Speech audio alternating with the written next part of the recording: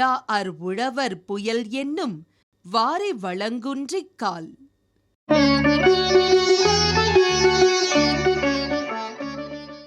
18-11-2016 November மாதம் 18ஆம் தேதி வெள்ளிக்கிழமை. துர்முகி வருடம் கார்த்திகை மாதம் 3ஆம் தேதி.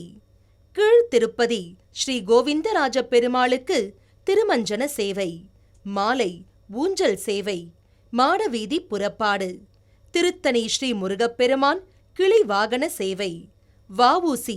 நினைவு நாள். நல்ல நேரம் காலை 9:15 மணி முதல் 10:15 மணி வரை, மாலை 4:45 மணி முதல் 5:45 மணி வரை. ராகு காலம் 10:30 மணி முதல் 12 மணி வரை. யமகண்டம் 3 மணி முதல் 4:30 மணி வரை. குளிகை 7:30 மணி முதல் 9 மணி வரை. சந்திராஷ்டமம் கேட்டை மூலம்.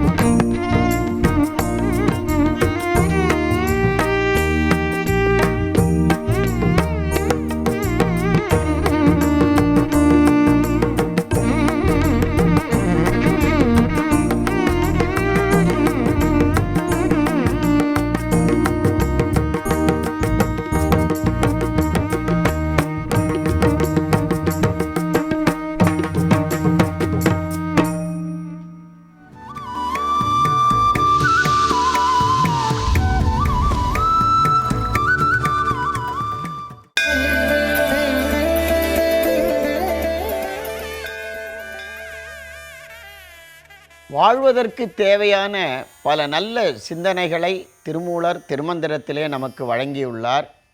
அதில் 4ஆம் தந்திரத்தை தொடர்ந்து சிந்தித்து கொண்டு வருகின்றோம். அதில் திரு அம்பலச் சக்கரம் என்ற தலைப்பிலே 5 புலன்களாக நம்முடைய உடலை சொல்லுகின்ற அருமையான திருமந்திர பாடல் 959வது பாடல்.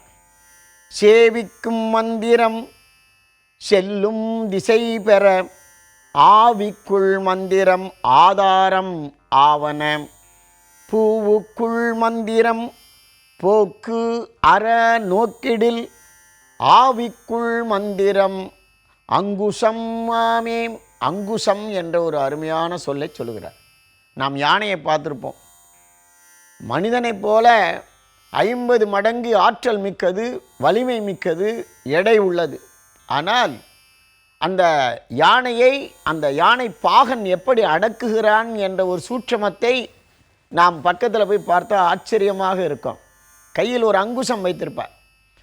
அந்த அங்குசத்தை பார்த்த உடனே யானை தன்னுடைய சேட்டைகளை எல்லாம் குறைத்து கொண்டு அடங்கி நிற்கும்.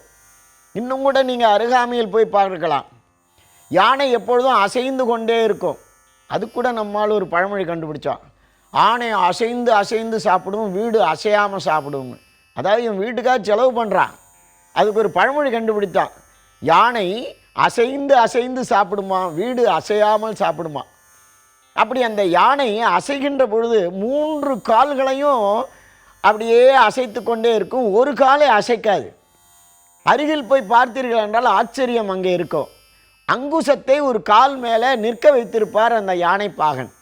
அந்த காலில் அங்குசம் இருந்தால் அவ்வளோ பயம் அதுக்கு. அந்த யானை மதம் பிடிச்சா அந்த பாகனை துவைத்து காய வைத்து விடுகிறது.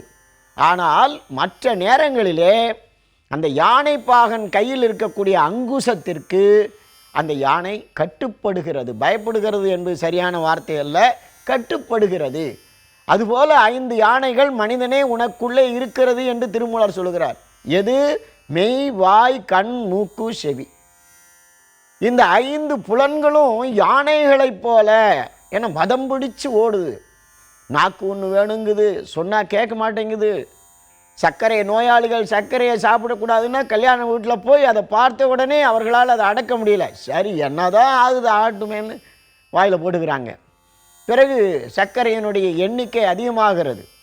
அதுபோல் பார்க்கக்கூடாது என்றால் அதை பார்க்கிறார்கள், கேட்கக்கூடாது என்றால் கேட்கிறார்கள், சொல்லக்கூடாது என்பதை சொல்கிறார்கள். இப்படி 5 புலன்களும் யானைகளைப் போல தரிகட்டு ஓடுகின்றன. அதை மனம் என்ற அங்குசத்தால் அடக்க வேண்டும். இந்த திருமூலர் கருத்தைத்தான் திருவள்ளுவரும் மிக அழகாக உடன்பட்டு சொன்னார். உரன் என்னும் தோட்டியான் ஓரைந்தும் காப்பான் வளன் என்னும் வைப்பிற்கோர் வித்து. உரன் என்னும் தோட்டியான், ரொம்ப அருமையான சொல். தோட்டி என்ற சொல்லுக்கு அங்குசம். அந்த 5 புலன்களாகிய யானைகளை அடக்குவதற்கான அங்குசம் மனதில் தான் இருக்கிறது. நம்ம மனதை நாம் மனிதன் கட்டுப்படுத்தினால்தான் மனிதன். மனதை விட்டுட்டோன்னா மிருகமாகி விடுகிறோம். இதைத்தான் இந்த அருமையான திருமந்திர பாடலிலே சொன்னார். அங்குசம் ஆமே. விநாயகரை பாருங்க, ஒரு அருமையான தத்துவத்தை விநாயகர் நமக்கு சொல்லுகிறார். யானையினுடைய அம்சம் விநாயகர். அப்போ யானையை கயிற்றினால் போட்டும் கட்டுவார்கள், அங்குசத்தாலும் அடக்குவார்கள். அப்போ யானையின் அம்சமாகிய விநாயக பெருமானுடைய ஆயுதங்களை பார்த்தீர்கள் என்றால் பாசம், அங்குசம் அவரே வைத்திருப்பார். அதற்கு என்ன பொருள்? யானையாகிய விநாயக பெருமான் தன்னைத்தான் அடக்கிக் கொள்வதற்கான பாசக்கயிற்றையும் அங்குசத்தையும் தானே வைத்திருக்கின்றார் என்றால் சுய கட்டுப்பாடு என்பதை மனிதனுக்கு விநாயகர் உணர்த்துகின்றார். அதாவது சுய கட்டுப்பாடு. அதைத்தான் நீங்கள் அங்குசம் என்ற சொல்லால் பூவுக்குள் மந்திரம்னு சொன்னார். பூவுக்குள் மந்திரம்னா மனம் என்பது தாமரை, இதயத்தாமரைன்னு சொல்கிறார்கள். மலர்மிசை ஏகினான் மானடி சேர்ந்தார் நிலமிசை நீடு வாழ்வார். அருமையான திருக்குறள். அப்போது உள்ளம் தாமரை பூவாக இருந்தால் அதில் இறைவன் வந்து அமர்கிறான். அப்படிப்பட்ட அருமையான இறைவன் என்ன செய்கிறான் என்றால் மனிதனுடைய இதயத்தில் வந்து அமருவதற்கு ஆசைப்படுகிறான். ஆனால் மனிதனுடைய உள்ளம் மலரைப் போலவா தூய்மையாக இருக்கிறது? குப்பைகளை போட்டு வைத்திருக்கிறான் தன்னுடைய மனதிலே. எனவே புலன்களை மனிதனே நீ அடக்கு, அதற்கு தேவையான அங்குசமாக உன்னுடைய மனம் இருக்கட்டும், உனக்கு ஒரு சுய கட்டுப்பாடு வேண்டும், செல்ஃப் கண்ட்ரோல் என்று சொல்லுகிறார்கள். மனிதர்களுடைய வாழ்க்கையெல்லாம் புரட்டி பார்த்தால் தன்னுடைய வாழ்க்கையை எப்படி அவர்கள் சத்திய சோதனையாக மாற்றிக்கொண்டார்கள், மகாத்மா காந்தியைப் போல. அதுதான் சுய கட்டுப்பாடு. அந்த சுய கட்டுப்பாட்டை நமக்கு திருமூலர் இந்த திருமந்திரத்தின் மூலமாக, அங்குசம் என்னும் ஒரு சொல்லின் மூலமாக 5 புலன்களையும் யானைகளாக உருவகம் செய்து மிக அழகாக காட்டியுள்ளார்.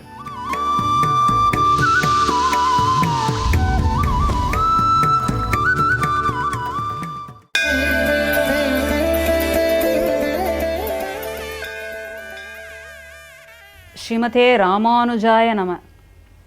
மின்னார் தடமதில் சூழ் வில்லிபுத்தூர் என்றொரு கால் சொன்னார் கழற்கமலம் சூடினோம், முன்னாள் கிழியறுத்தான் என்றுரைத்தோம் கீழ்மையினிற் சேரும் வழியறுத்தான் நெஞ்சமே வந்து, பாண்டியன் கொண்டாட பட்டர்பிரான் வந்தான் என்று ஈண்டிய சங்கம் எடுத்தூத வேண்டிய வேதங்கள் ஓதி விரைந்து கிழியறுத்தான் பாதங்கள் யாமுடைய பற்று.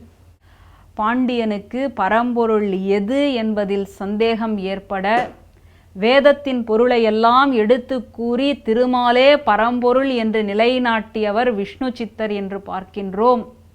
அதனால் பாண்டியனே கொண்டாடினான் என்று பார்க்கின்றோம். அப்பேற்பட்டவர் எம்பெருமான் இருக்கின்ற அந்த அழகை, எம்பெருமான் எங்கிருக்கின்றான் என்கின்ற செய்தியை, எம்பெருமான் இருக்கின்றான் என்கின்ற உறுதியை இந்த திருமொழிகளிலெல்லாம் அனுபவித்து கொண்டு வருகின்றார்.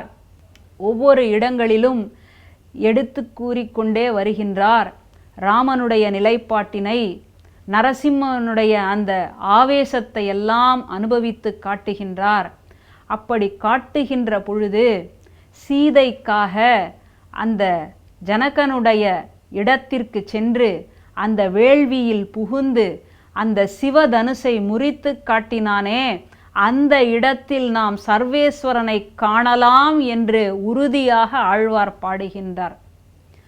நாந்தகம் சங்கு தண்டு நானொளிச்சார்ங்கம் திருச்சக்கரம் ஏந்து பெருமயிராமனை இருக்குமிடம் நாடுதிரேல் காந்தள் முகில் வீரர் சீதை காகி கடுஞ்சிலை சென்றிருக்க வேந்தர் வேந்தன் ஜனகந்தன் வேள்வியிற் கண்டாருளர். எங்கு பார்த்தீர்கள், எங்கு பார்த்தீர்கள் என்று கேட்பீர்களேயானால், இங்கு பார்த்தோம், இங்கு பார்த்தோம், அதாவது ஜனகராஜன் ஒரு வேள்வி நடத்தினானே, அந்த வேள்வியில் கண்டோம் என்று கூறுகின்றார்கள். கண்டீர்களா, கண்டோம் என்கின்ற ஒரு பதிலை தெளிவாக ஆழ்வார் காட்டுகின்றார். எப்படி இருக்கின்றான் ராமன்? நாந்தகம் கதையை தாங்கி இருக்கின்றான், சங்கை தாங்கி இருக்கின்றான், சக்கரத்தை தாங்கி இருக்கின்றான், இந்த வில்லை தாங்கி இருக்கின்றான், வாளை தாங்கி இருக்கின்றான், நாந்தகம் என்கின்ற வாளையும் தாங்கி இருக்கின்றான் என்று பார்க்கின்றோம். ராமாவதாரத்தில் ராமன் வில்லோடுதானே காட்சி கொடுத்தான். பின்னர் எப்படி இந்த பஞ்சாயுதங்களையும் பார்க்கின்றோம். கதை என்ன, வில் என்ன, வாள் என்ன, சங்கு என்ன, சக்கரம் என்ன என்று கேட்டால், ராவண யுத்தம் முடிந்த பின் தேவாதி தேவர்கள் எல்லாம் பிரார்த்தனை செய்கின்றார்கள். அப்படி பிரார்த்தனை செய்கின்ற பொழுது ராமனை எப்படி அழைத்தார்கள்? ஹே சங்கு சக்கரதாரி என்று அழைத்தார்கள். மண்டோதரி ராமனை பார்த்து கேட்கின்ற பொழுது சங்கு சக்கரதாரி என்று பேசுகின்றாள்.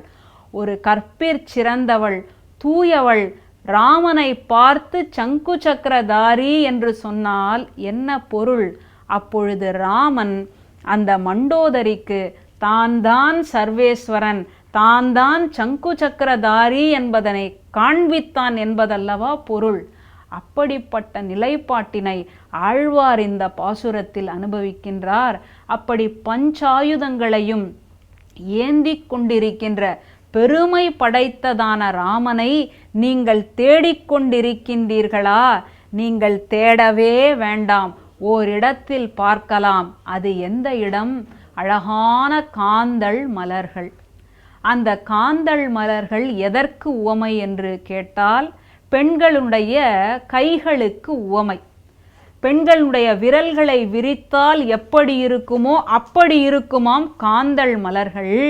அதனால் ஆழ்வார் காண்பிக்கின்றார், அப்படியே விரிந்த மலர்ந்த காந்தள் மலரை போன்று இருக்கக்கூடிய கைகளை பெற்றவள் சீதை. அவளுக்காக கடுஞ்சிலை, யாராலும் தொட்டு பார்க்க முடியாத, யாராலும் தூக்கி எடுக்க முடியாத ஒரு சிலையை அவளுக்காகவே ஒடித்து காட்டினானாம். சும்மா எடுத்து அம்பு தொடுக்கலாம்னு எடுத்தான், அதுவாகவே முறிந்து விட்டது என்று கூறுகின்றனர். அப்படி அவளுக்காக முறித்து காட்டினானே, அது எந்த இடம்? ஜனகராஜன், வேந்தர்களுக்கெல்லாம் வேந்தன், இந்த தத்துவார்த்தமான விஷயங்களை பேசிக்கொண்டிருப்பவர்களுக்கெல்லாம் தலைவனாக இருக்கக்கூடியவன். அவன் செய்கின்ற அந்த வேள்விக்கு போனால் நிச்சயமாக நீங்கள் அந்த எம்பெருமானை காண்பீர்கள் என்று உறுதியளிக்கின்றார். நாமும் சேவிக்கலாம்.